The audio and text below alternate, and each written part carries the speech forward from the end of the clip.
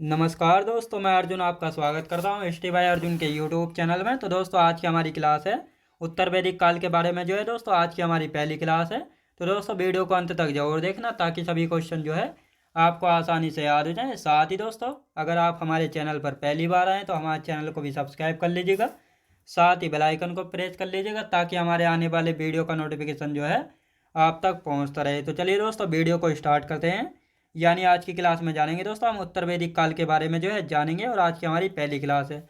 दोस्तों हम पढ़ रहे थे कल ऋग्वेद के बारे में जो है पढ़ रहे थे, और कल का हमारा छोटा सा टॉपिक रह गया था ऋग्वेद के बारे में। पहले उसको कंप्लीट कर लेते हैं और उसके बाद से हमारी आज की क्लास शुरू होगी उत्तर वैदिक काल की। यदि वेदों की बात करते हैं तो दोस्तों वेद जो है, वेदों की संख्या कितनी है? वेद, यदि वेदों की संख्या की बात की जाए तो 4 वेद हैं।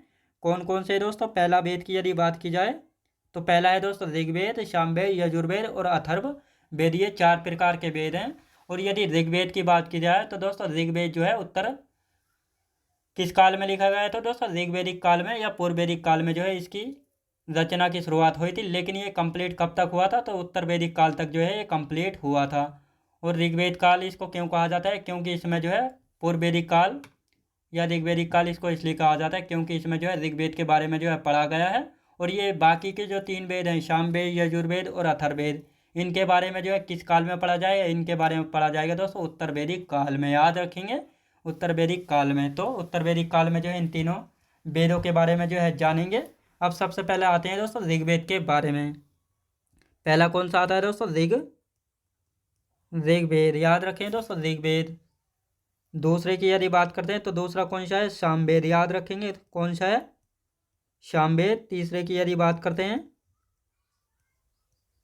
यजुर्वेद। याद रखेंगे। चौथे की यदि बात करते हैं तो कौन सा है? अथर्ववेद। याद रखेंगे चौथा कौन सा है? अथर्ववेद। अब यदि बात की जाए तो ऋग्वेद जो है किस काल में है? तो ऋग्वेदिक काल या पूर्व वैदिक काल में जो है इसको पढ़ा गया है। याद रखें दोस्तों ऋग्वेदिक काल या पूर्व वैदिक काल। याद रखेंगे। और ये तीनों जो है किस काल में है? तो ये तीनों जो है उत्तर वैदिक काल में। याद रखें दोस्तों ये तीनों हैं उत्तर वैदिक काल में। किस काल में आते हैं? तीनों उत्तर वैदिक काल में जो है आते हैं। याद रखेंगे। अब यदि ऋग्वेद की बात की जाए तो दोस्तों ऋग्वेद जो है सबसे पुराना वेद है। याद रखें दोस्तों ऋग्वेद जो है सबसे पुराना वेद है। यहाँ से पूछा जाता है क्वेश्चन, सबसे पुराना वेद कौन सा है? तो ऋग्वेद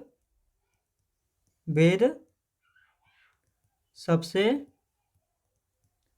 पुराना वेद है। याद रखेंगे दोस्तों ऋग्वेद जो है सबसे पुराना वेद है। सबसे पुराना वेद कौन सा? ऋग्वेद। और ऋग्वेद में मंडलों की संख्या की यदि बात की जाए तो 10 मंडल हैं। याद रखें दोस्तों ऋग्वेद में यदि मंडलों की बात की जाए तो कितने मंडल हैं?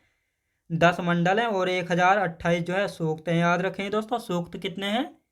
1028 जो है इसमें सूक्त हैं। और ऋचाएँ या मंत्र, याद रखें दोस्तों ऋचाएँ या मंत्र कितने हैं? ऋचाएँ या मंत्र की यदि बात की जाए तो 10,462, 10,532, 10,580। याद रखें दोस्तों ये अलग अलग किताबों में जो है इतना इतना दिया गया है, लेकिन सबसे ज़्यादा जो मान्य माना गया है वह 10,532 को जो है सबसे ज़्यादा माना गया है। याद रखें दोस्तों सबसे ज़्यादा माना गया है। किसको माना गया है सबसे ज़्यादा? 5,000 नहीं दोस्तों, 10,532 को जो है सबसे ज़्यादा माना गया है। याद रखेंगे सबसे ज़्यादा माना गया है। किसको माना गया है सबसे ज़्यादा? 10,532 जो ऋचाएँ या मंत्र है इनको जो है सबसे ज़्यादा माना गया है। ऋग्वेद सबसे पुराना वेद है। इसमें 10 मंडल हैं, 1028 सूक्त हैं। और ऋचाएँ या मंत्र है कितने? 10,532 जो है मंत्र हैं। याद रखें दोस्तों। अब ऋग्वेद में शब्दों की यदि बात की जाए, शब्द कितने हैं दोस्तों ऋग्वेद में? यदि शब्दों की बात की जाए, शब्द कितने हैं दोस्तों ऋग्वेद में? लगभग 1.5 लाख शब्द हैं। याद रखेंगे दोस्तों लगभग 1.5 लाख शब्द हैं। याद रखेंगे कितने? लगभग 1.5 लाख शब्द हैं। किस में है? ऋग्वेद में। अब ऋग्वेद के तीसरे मंडल में जो है दोस्तों गायत्री मंत्र का जो है वर्णन मिलता है। याद रखेंगे यहाँ से क्वेश्चन बनता है कि गायत्री मंत्र का जो है ऋग्वेद के किस मंडल में वर्णन मिलता है? तो तीसरे मंडल में जो है गायत्री मंत्र का जो है वर्णन मिलता है। और ये गायत्री मंत्र जो है किस देवता को समर्पित है? तो सूर्य देवता को समर्पित है गायत्री मंत्र। इसके लेखक कौन है? तो विश्वामित्र जो है, यानी ऋषि विश्वामित्र ने जो है इसको लिखा था। किसको? गायत्री मंत्र को। याद रखेंगे तीसरे मंडल में। याद रखेंगे दोस्तों तीसरे मंडल की यदि बात करते हैं तो तीसरे मंडल में जो है गायत्री मंत्र का वर्णन मिलता है। याद रखेंगे गायत्री मंत्र का जो है वर्णन मिलता है। याद रखेंगे गायत्री मंत्र का वर्णन जो है मिलता है, और ये जो है सूर्य देवता को समर्पित है। सूर्य देवता को समर्पित है। याद रखेंगे दोस्तों सूर्य देवता को समर्पित है गायत्री मंत्र। इसके लेखक या राइटर कौन है? तो बात करते हैं ऋषि विश्वामित्र। याद रखेंगे विश्वामित्र ने जो है इसको लिखा था। याद रखेंगे ऋषि विश्वामित्र जी के द्वारा जो है लिखा गया। क्या लिखा गया? गायत्री मंत्र को जो है लिखा है। अब आते हैं दोस्तों ऋग्वेद के 7वें मंडल की यदि बात करते हैं। 7वां मंडल दोस्तों, ऋग्वेद के 7वें मंडल में किसके बारे में उल्लेख है? दशराज्य युद्ध का वर्णन मिलता है। याद रखें दोस्तों दशराज्य युद्ध का वर्णन मिलता है। मैंने आपको पहले भी इसके बारे में बता चुका हूँ दशराज्य युद्ध क्या था। तो दोस्तों एक तरफ थे भारतीय 10 राजा और एक तरफ थे आर्यों के राजा सुदास। याद रखें दोस्तों आर्यों के राजा सुदास, और इसमें जो है आर्यों के राजा सुदास की जो है जीत हुई थी। याद रखेंगे दशराज्य युद्ध, दस राज्य युद्ध का वर्णन मिलता है। तो दशराज्य युद्ध का वर्णन जो है किस में मिलता है? तो ये मिलता है दोस्तों ऋग्वेद के 7वें मंडल में। किस नदी के किनारे पर लड़ा गया था? किस नदी के किनारे लड़ा गया था? याद रखेंगे दोस्तों किस नदी के किनारे लड़ा गया था? रावी या परुषणी नदी। याद रखेंगे रावी या परुषणी। दोस्तों प्राचीन काल में जो है रावी नदी को किस नाम से जाना जाता था? परुषणी नदी के नाम से जो है जाना जाता था। याद रखेंगे परुषणी नदी के नाम से जो है जाना जाता था प्राचीन काल में रावी नदी को। तो इसी नदी के तट पर लड़ा गया था दशराज्य युद्ध। किस किस के बीच हुआ था दोस्तों? ये किस किस के बीच लड़ा गया था? याद रखेंगे दोस्तों किस किस के बीच जो है युद्ध लड़ा गया था। तो एक तरफ थे राजा सुदास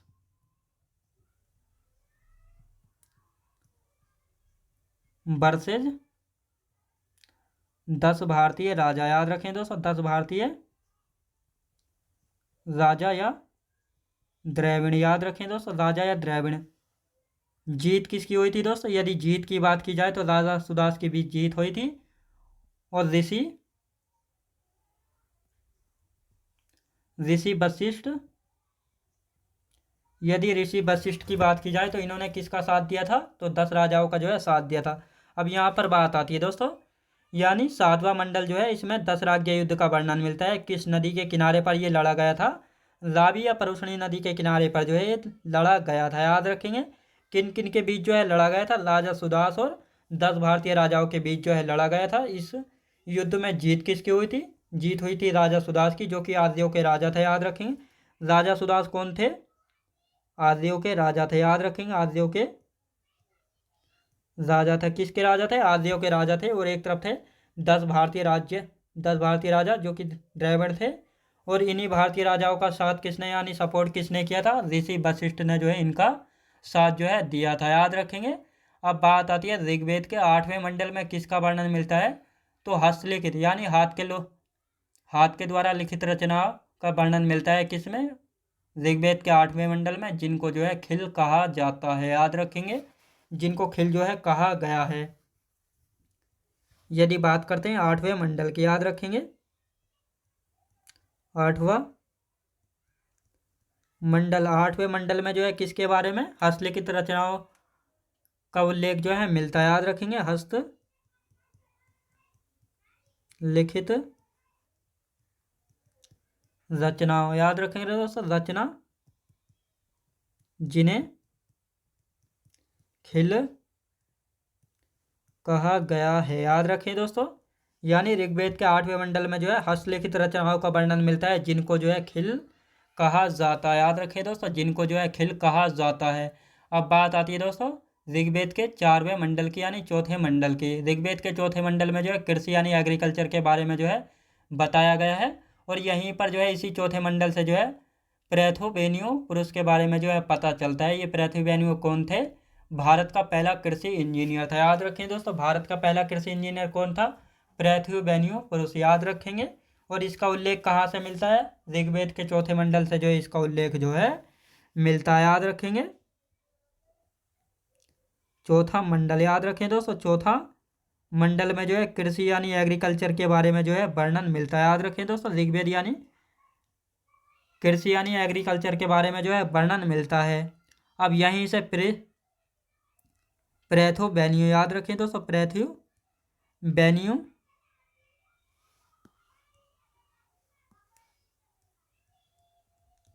पुरुष के बारे में पता चलता है। याद रखें दोस्तों, पृथ्वीबेनियो पुरुष के बारे में पता चलता है। ये पृथ्वीबेनियो कौन था? भारत का पहला कृषि इंजीनियर था। याद रखें दोस्तों, कृषि इंजीनियर था। याद रखें दोस्तों, यदि चौथे मंडल की बात की जाती है तो इसमें जो है कृषि यानी एग्रीकल्चर का वर्णन मिलता है। और यहीं से जो है पृथ्वीबेनियो पुरुष के बारे में पता चलता है, जो कि भारत का पहला कृषि इंजीनियर था। याद रखिए दोस्तों, भारत का पहला कृषि इंजीनियर कौन था? पृथ्वीबेनियो भारत का पहला कृषि इंजीनियर था। 9वें मंडल में जो है किसके बारे में वर्णन मिलता है? तो सोम देवता के बारे में वर्णन मिलता है। याद रखेंगे, 9वें मंडल में किसके बारे में? 9वां मंडल। याद रखेंगे, 9वां मंडल। इसमें जो है किसके बारे में वर्णन मिलता है? तो सोम देवता के बारे में जो है वर्णन मिलता है। याद रखिए दोस्तों, किसके बारे में? सोम देवता के बारे में। याद रखें दोस्तों, देवता के बारे में जो है वर्णन मिलता है। किसमें वर्णन मिलता है देवता के बारे में? सोम देवता के बारे में 9वें मंडल में जो है सोम देवता के बारे में जो है वर्णन मिलता है। याद रखें दोस्तों, अब बात आती है 10वें मंडल की। यह 10वें मंडल तो बहुत ज़्यादा मोस्ट इंपोर्टेंट है।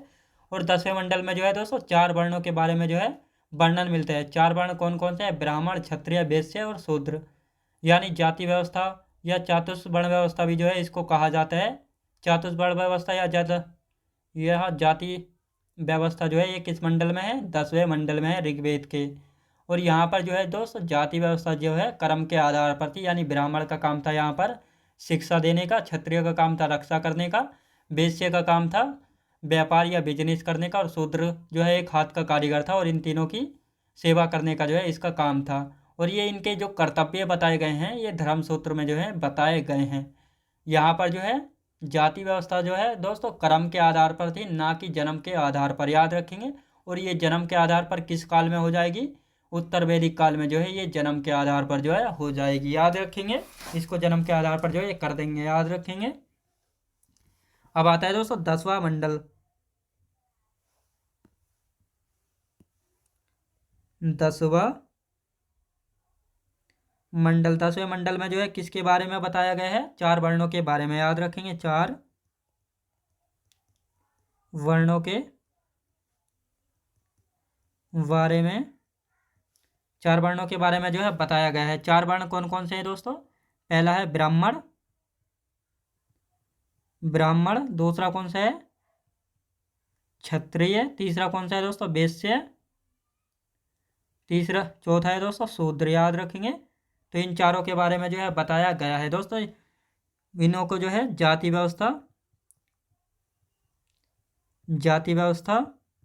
या चातुर्वर्ण व्यवस्था, याद रखें दोस्तों, चातुर्वर्ण व्यवस्था,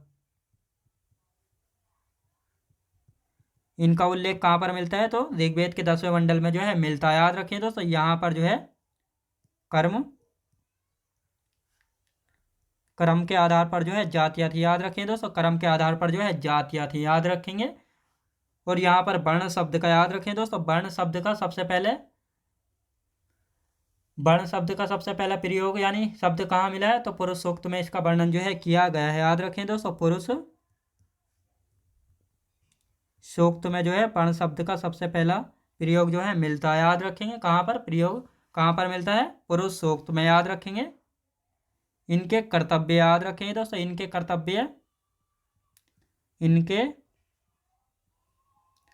कर्तव्य धर्म सूत्र में बताए गए हैं। याद रखें दोस्तों, इनके जो कर्तव्य है वह कहाँ पर बताए गए हैं, धर्म सूत्र में जो है इनके कर्तव्यों को जो है बताया गया है। याद रखेंगे दोस्तों, 10वें मंडल में 4 वर्णों के बारे में जिक्र किया गया, ब्राह्मण, क्षत्रिय, वैश्य, शूद्र, जिसको जाति व्यवस्था, चातुर्वर्ण व्यवस्था भी जो है कहा जाता है। और यहाँ पर वर्ण पुरुष का जो है सबसे पहले पुरुष सूक्त में जो है इसका वर्णन मिलता है। कहाँ पर वर्ण शब्द का सबसे पहले वर्णन कहाँ पर मिला है, पुरुष सूक्त में मिला है, जो कि ऋग्वेद 10वें मंडल में मिलता है पुरुष सूक्त। याद रखेंगे। और ऋग्वेद को पढ़ने वाले को क्या कहा जाता है दोस्तों, जो ऋग्वेद को पढ़ने वाला होता है उसको क्या कहा जाता है, उसको होत्र या होता जो है कहा गया है। याद रखेंगे, पढ़ने वाले को क्या कहा, यानी ऋग्वेद को पढ़ने वाले को क्या कहा गया है, होत्र, यानी होत्र या होता जो है यहाँ पर कहा गया है। किसको कहा गया है, होत्र या होता, ऋग्वेद को पढ़ने वाले व्यक्ति जो होता है उसको होत्र या होता जो है कहा गया है। प्रथम बार वर्ण शब्द का उल्लेख जो है पुरुष सूक्त में मिलता है। याद रखेंगे कहाँ पर, यानी प्रथम बार वर्ण शब्द का उल्लेख कहाँ पर मिलता है दोस्तों, पुरुष सूक्त में मिलता है। याद रखें दोस्तों, पुरुष सूक्त में मिलता है। कहाँ पर मिलता है, यानी वर्ण शब्द का सबसे पहले उल्लेख कहाँ पर मिलता है, पुरुष सूक्त में जो है मिलता है। और पुरुष सूक्त किससे संबंधित है, ऋग्वेद से संबंधित है पुरुष सूक्त, जो कि ऋग्वेद के 10वें मंडल में है पुरुष सूक्त। याद रखेंगे। और यही ऋग्वेद के 10वें मंडल में जो है पुरोर्वा और उर्वशी संवाद का वर्णन मिलता है। याद रखेंगे दोस्तों, यहीं पर जो है पुरोर्वा, अप्सरा, उर्वशी का संवाद का वर्णन मिलता है। याद रखें दोस्तों, यहाँ से क्वेश्चन बना है, पुरोर्वा और उर्वशी का संवाद जो है कहाँ से लिया गया है, तो ऋग्वेद के 10वें मंडल से जो है इसको लिया गया है। याद रखें दोस्तों, कहाँ से, ऋग्वेद के 10वें मंडल से जो है लिया गया है। किसको लिया गया है, पुरोर्वा और उर्वशी का संवाद जो है लिया गया है। अब ऋग्वेद का उपवेद की यदि बात की जाए तो आयुर्वेद जो है इसका उपवेद है। याद रखें दोस्तों, आयुर्वेद जो है इसका उपवेद है। ऋग्वेद का उपवेद, यदि ऋग्वेद के उपवेद की यदि बात की जाए तो आयुर्वेद। याद रखेंगे, उपवेद कौन सा है, आयुर्वेद जो है ऋग्वेद का उपवेद है। लेकिन सुश्रुत के अनुसार जो है कहा गया है कि आयुर्वेद जो है अथर्ववेद का उपवेद है। याद रखेंगे दोस्तों, किसके अनुसार, सुश्रुत के अनुसार। यहाँ पर पूछा जाएगा ऋग्वेद का उपवेद कौन सा, आयुर्वेद। और ये ऐसे पूछा जाता है, ऋग्वेद सुश्रुत के अनुसार आयुर्वेद जो है अथर्ववेद का उपवेद है। तो इस प्रकार जो है सुश्रुत के अनुसार पूछा जाएगा तो अथर्ववेद का है। याद रखेंगे, किसका है, अथर्ववेद का है। सुश्रुत के अनुसार अथर्ववेद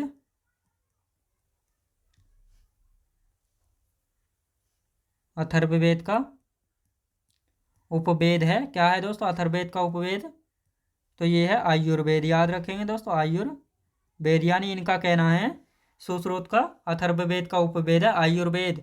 लेकिन अगर सुश्रुत को नहीं पूछा जाता है तो ऋग्वेद का उपवेद कौन सा हो जाएगा, आयुर्वेद जो है हो जाएगा। याद रखेंगे।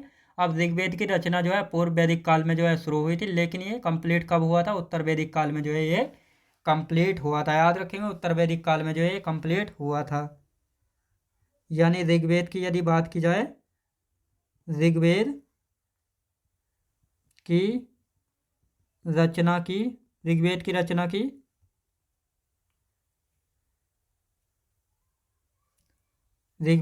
दोस्तों कब ऋग्वेद की रचना पूर्व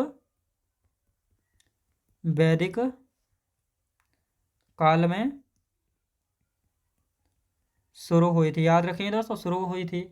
अब ये पूरा कब हुआ था, पूरा हुआ था उत्तर वैदिक काल में। याद रखें दोस्तों, उत्तर वैदिक काल में जो है बनकर तैयार हुआ था। याद रखिए दोस्तों, उत्तर वैदिक काल में जो है बनकर तैयार हुआ था। अब देख, बनकर तैयार हुआ था, याद रखेंगे दोस्तों। आप पूर्व वैदिक काल में जो है लोहे की खोज जो है की गई थी, लेकिन इसका प्रयोग कब हुआ था? इसका प्रयोग हुआ था उत्तर वैदिक काल में। अब लोहे के साक्ष्य की यदि बात की जाए तो अतरंजी खेड़ा एटा यूपी में पड़ता है, तो यहीं से जो है लोहा के साक्ष्य जो है मिले थे, याद रखेंगे। यहाँ पर नोट करके लिख लेंगे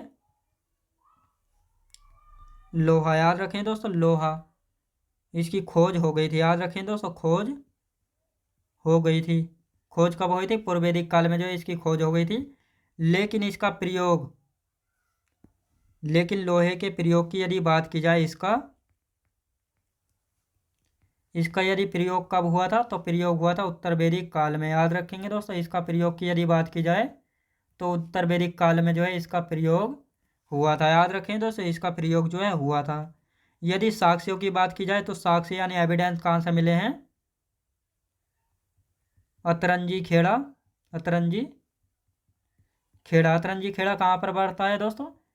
एटा के यूपी में पड़ता है, याद रखें दोस्तों, एटा के यूपी में पड़ता है। यहीं से जो है इसके साक्ष्य जो है पाए गए हैं, याद रखें दोस्तों। तो ये था हमारा पूर्व वैदिक काल या ऋग्वैदिक काल जो है हमारा कंप्लीट हो चुका है। अब होता है दोस्तों हमारा स्टार्ट होता है उत्तर वैदिक काल, याद रखें दोस्तों, उत्तर वैदिक काल, जिसमें जो है हम 3 वेदों के बारे में जानेंगे।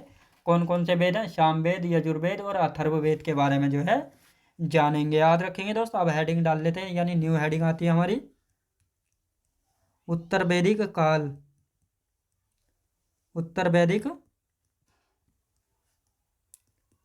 उत्तर वैदिक काल जो है हमारी न्यू हेडिंग जो है यहाँ पर आ गई है, जो कि आज की हमारी पहली क्लास है उत्तर वैदिक काल की।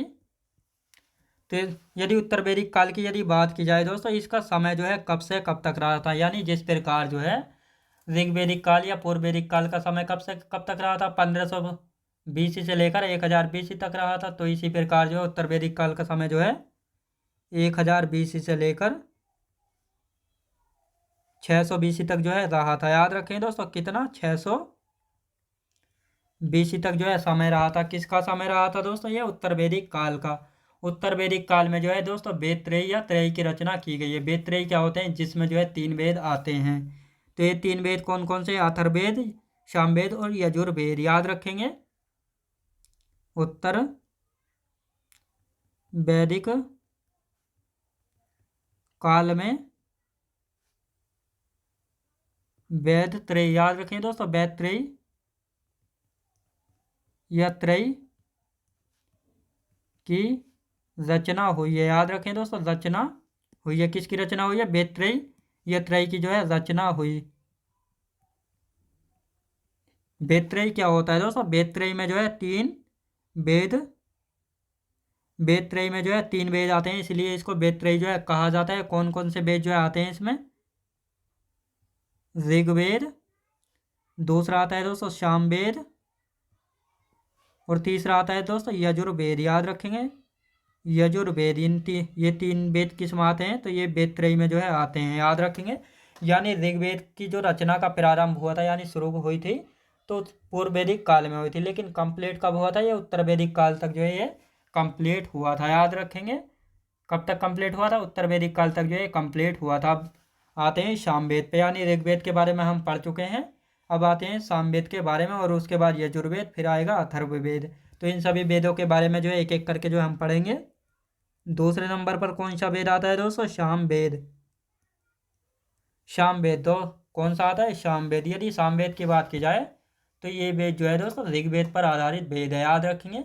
यहाँ से एक क्वेश्चन बना था, यानी ऐसा कौन सा वेद है जो ऋग्वेद पर आधारित वेद है? तो सामवेद जो है यहाँ पर ऋग्वेद पर आधारित वेद है, याद रखेंगे।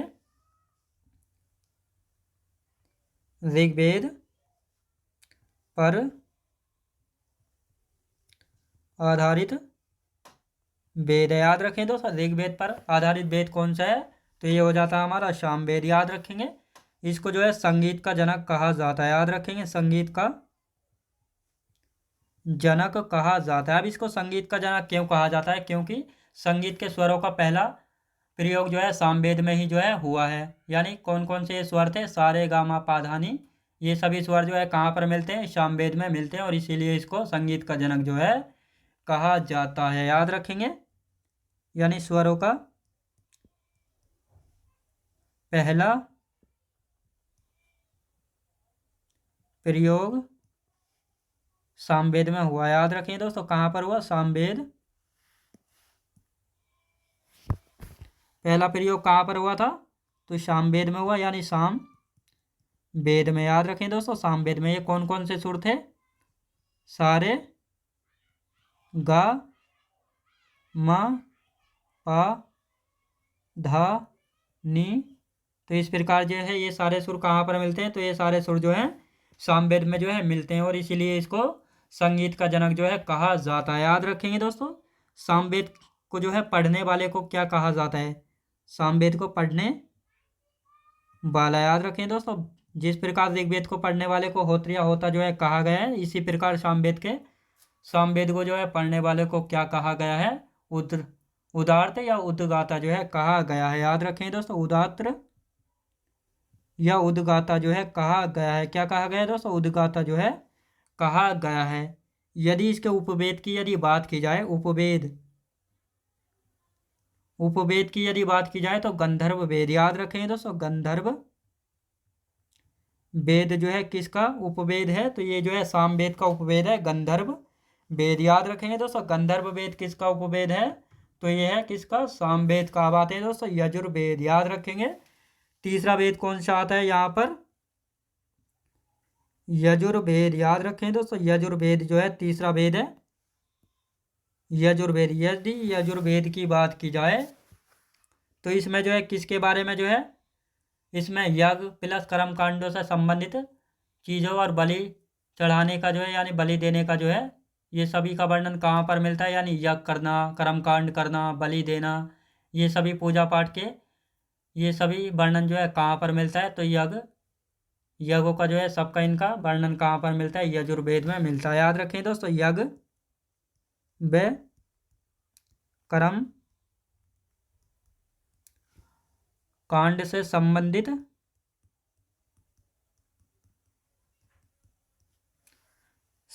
याद रखें दोस्तों, यहीं पर बलि देना आपने देखा होगा पूजा पाठ के समय जो है जानवरों की बलि दी जाती है, बकरे की, मुर्गे की। तो इन सभी बलि देने की जो प्रक्रिया है, इनका सभी का उल्लेख या वर्णन जो है कहाँ पर मिलता है? यजुर्वेद में मिलता है। पूजा के समय हवन किए जाते हैं, कर्म कांड जो है किए जाते हैं, इन सभी का वर्णन कहाँ पर मिलता है? यजुर्वेद में जो है मिलता है।